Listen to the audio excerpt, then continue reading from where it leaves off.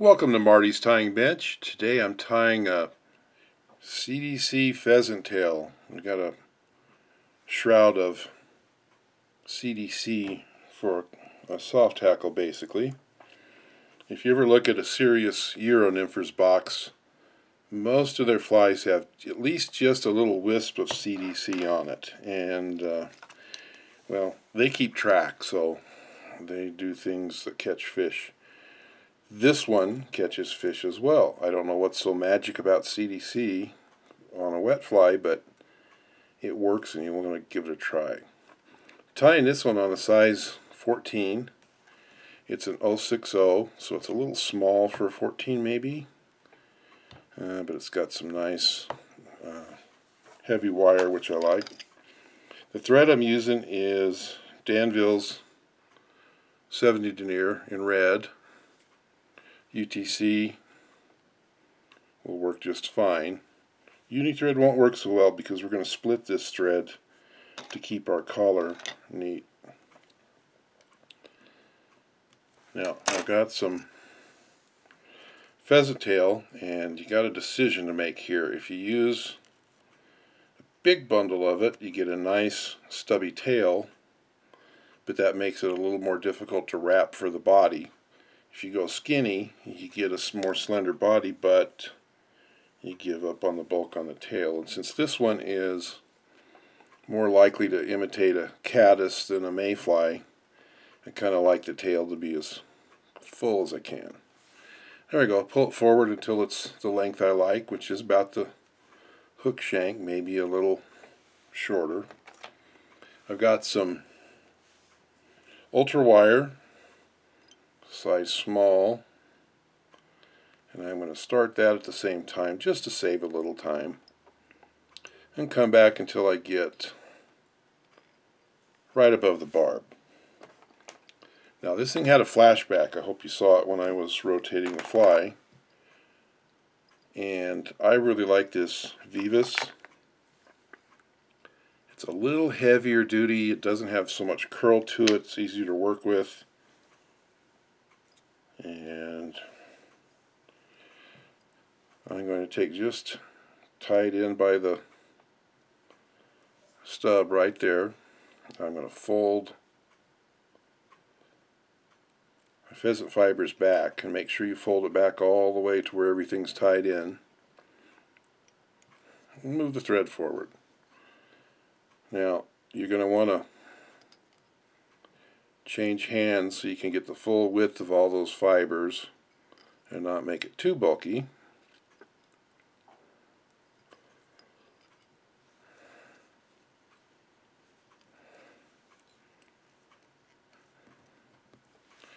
And just to save a little bit of time, I'm going to pull my flash forward now and tie it in right along the back. And this way I pick up the scissors once instead of twice. Now when I tied the copper wire in, I tied it in on my side so I can make one turn behind the pheasant tail, and then when I'm on the bottom I'll jump up onto the pheasant tail and come forward with three wraps. There were 4 wraps, but 3 of them will show. I don't think I mentioned it. The bead on this one is 7/64, it's bigger than a 3/32. 3/32 just not quite big enough for this one.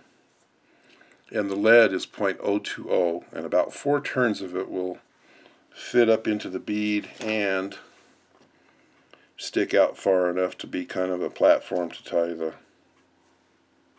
CDC on. Got a couple of strands of peacock. You want to get the stuff that's as plush as you can find here.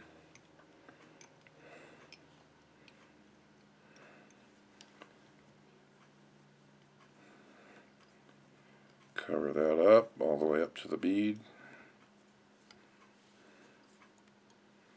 Now this thing's going to have a red collar. That's why we chose red thread. So I can put a few extra wraps in right now. It'll give me a platform for the CDC. Now here's the expensive part. These are CDC feathers that I've already used. You see, if you see the tips of them have already been cut. I've used those for little CDC blueing olives. The expensive part is this Petajon magic tool. I coughed when I saw how much I had to pay for it, but I don't think I could live without it for stuff like this. Stick that feather in.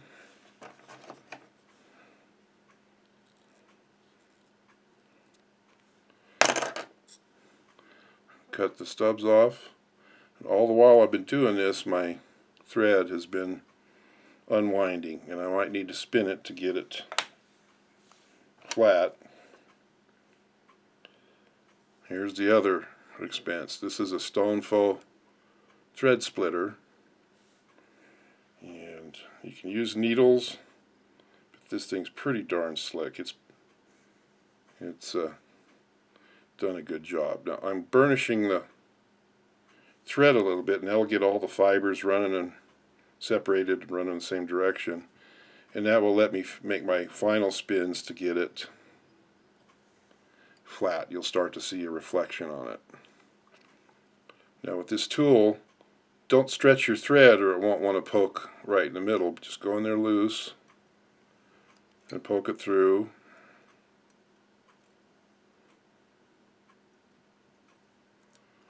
And we'll split that thread.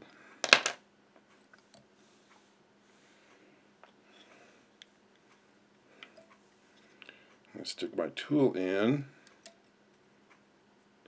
and when I get out to the end, I'll just open the tool and let it grab those right by the tips. And now I want to keep thread tension so those don't fall out.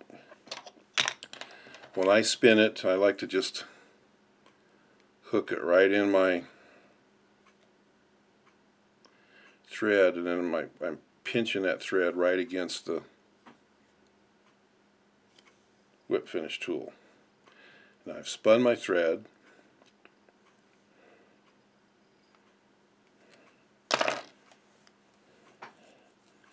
and now when I shorten it up, it will have trapped enough of those fibers. I'm making these turns right up against the bead, and when I get done, I'll sweep the back away from the bead and build just a little red collar. Head cement's not a bad idea, but for time here, I'm just going to tie the whip finish. And it's going to be up to you how dense you like those that CDC shroud.